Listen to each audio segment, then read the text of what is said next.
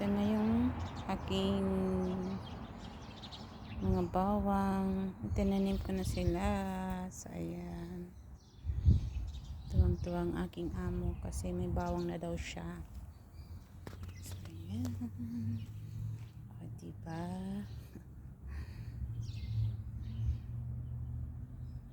Ang ganda ng mga ano ko ngayon. So, ayan.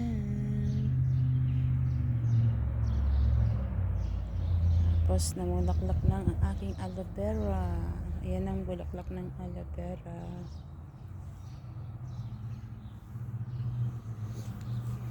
At ang aking beans. My beans na aketch. Ayan.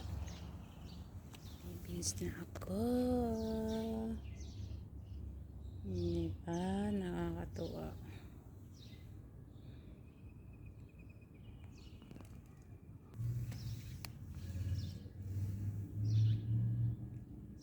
Ayan. May beans. Ayan.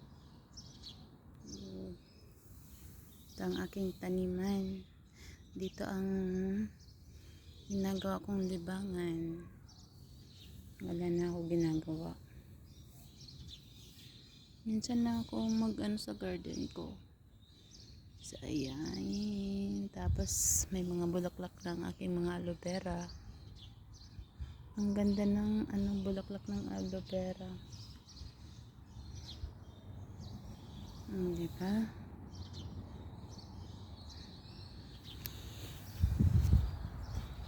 Ito pa. Mga beans ko. Ayan. Dami na silang bunga. King bougainvillea again. Namulaklak na sila.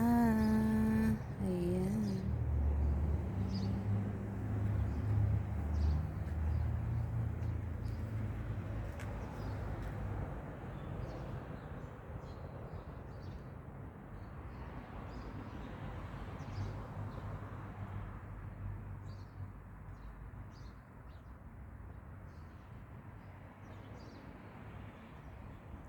Sarap tingnan ang mga puno sa aking garden.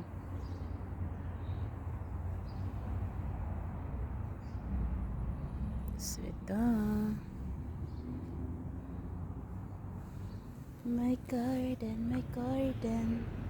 Ang bilis lang nito, tumubo ang bougainvillea. Pag summer, hindi sila maraming bulaklak. Ayan. Diba? Sukar.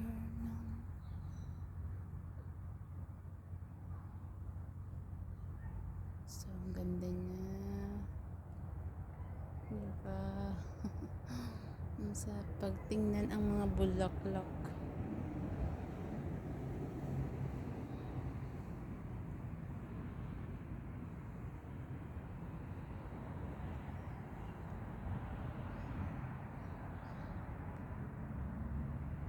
Ito ang flower ng aloe vera. Ganda niya eh. Nawan ko lang siya para makita niyo kung anong flower ng aloe vera. Ito ang flowers ng aloe vera. Ayan. Diba?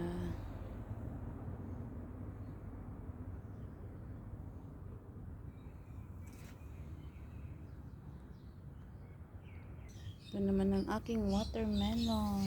Ayan.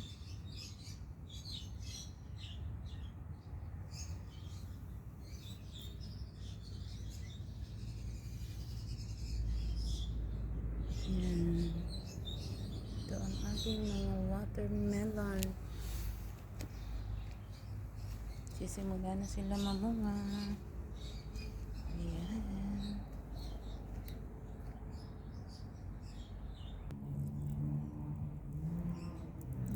Malapit ko na silang i-harvest. Ayan. Tapos ayun pa, nagsisimula pa lang. Ayan, dami ko na naman i-harvest na watermelon. Watermelon. Ayan pa, oh. Ayan. Di ba nakakatuwa? Tapos ito pa. Ang laki niyan. Organic lang yan.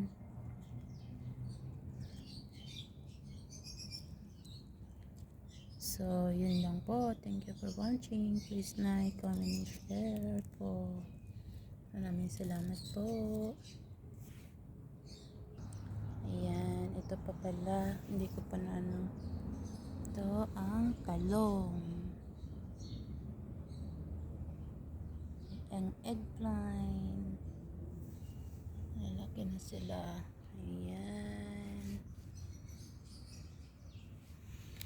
Dami nila eh. Ayan. Sarap pagtingnan ang mga sariling tanim. Diba? Kakawalang pagod.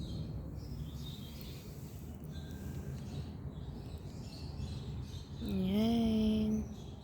Ang dami akong eggplant. Laki. Harvest na naman. Again. So, ayan. Ang halaman dito. Yung mga puno na yan kay Baba. Siya naman din nagpalagay niya ng mga puno. Kasi nakita niya ako may mga halaman. So, nagpalagay din siya ng mga puno na mga gusto niyang prutas. Mga prutas yun eh. Ayan. Puro yan. Dati wala yan dito mga halaman. Ayan. Diba? Ang sarap tingnan. Tingnan. Yan yung mga yung mga sibuyas, yung may roots, yun ang nilalagay ko lagi dito. So ito ang result niya. Ganito lang siya. Tapos ito na siya ngayon. Ganito na siya ngayon. Ayan.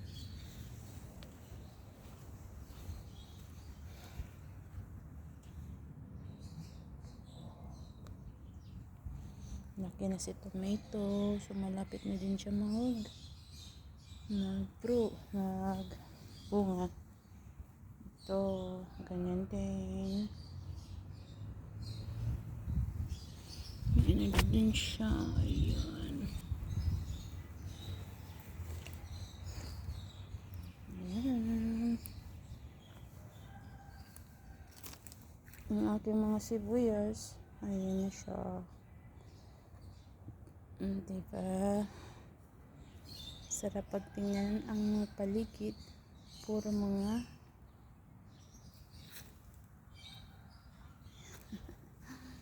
diba? May papaya na din ako sa wakas. Ang tagal kong hindi nakapabuhay ng papaya.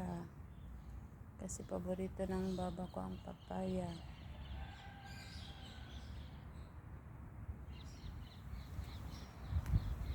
Sama na lang ang aking ginagawa para hindi ako maboring. So, ito pa. Ayan. Diba? Sarap pagtingnan pag maraming halaman. Pag medyo malaki na sila, transfer ko na din tong mga to. Ayan.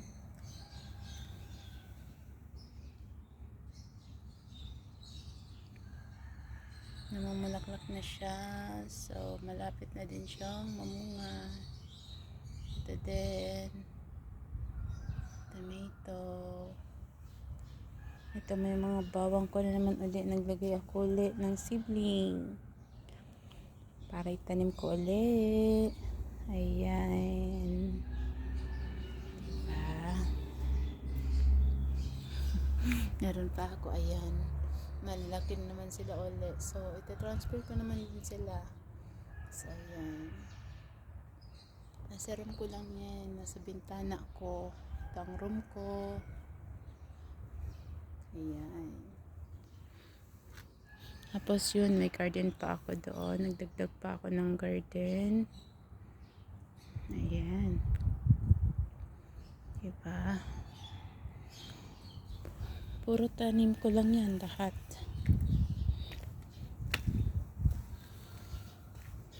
So yan. Ito pa.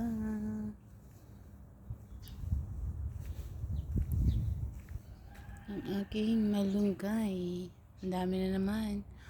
Kukunin ko naman tong mga marunggay ko. Yan siyang puno. Yan yung pinutol ko.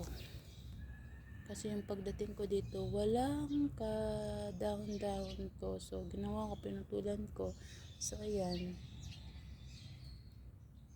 Ito yung kinalabasan.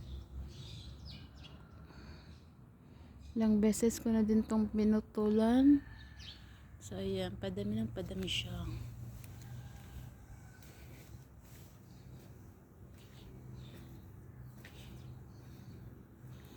Ayan.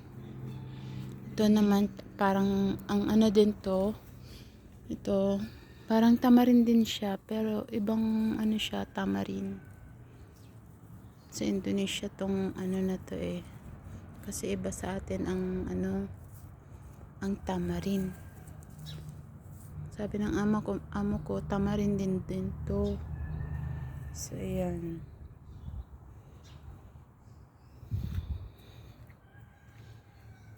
Natikman ko na din siya eh. Maano lang siya, mapakla. Pag hindi pa siya hinog. Hindi siya katulad ng ang talaga sampal na super na maasim. Ito, medyo mapakla na matamis. Ito naman yung puno ng dates. Ayan. Ang tagal na nito, wala pa rin siyang bunga.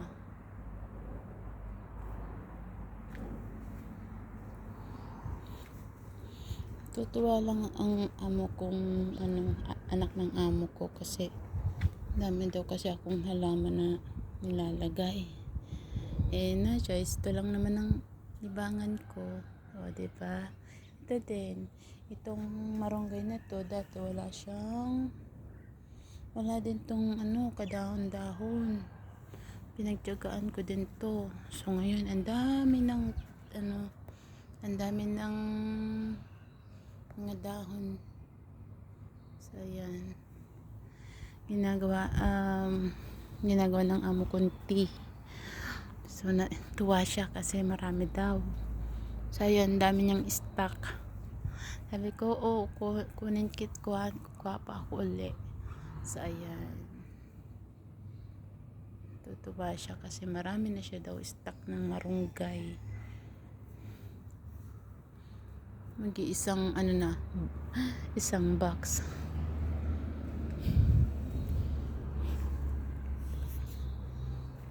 Ayan.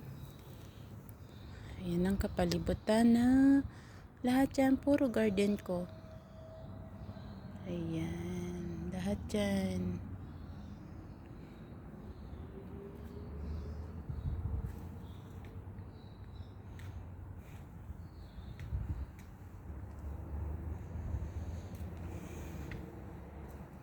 Pati sa bintana, meron aloe vera. Puro sa harap, aloe vera. Andin doon, ganyan din. So, ito lang ginagawa ko dito. Kami mga OFW, kahit ano lang pinagagawa. Pero ako, ang ginagawa ko ito lang ako sa bakuran. Ang gagawin, mag-garden. So, ayan.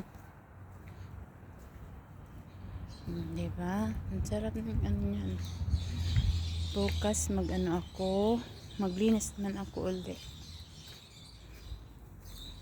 Gana ako ulit sa mga garden ko. So, yun lang po. Thank you for watching, mga kaludi. Ayan. Diba? Wala man ako ibang pupuntahan, kundi dito lang. Ikot-ikot. Ikot dito, ikot doon. Punta sa alaga ko. Di pa to nakikita ng alaga ko eh.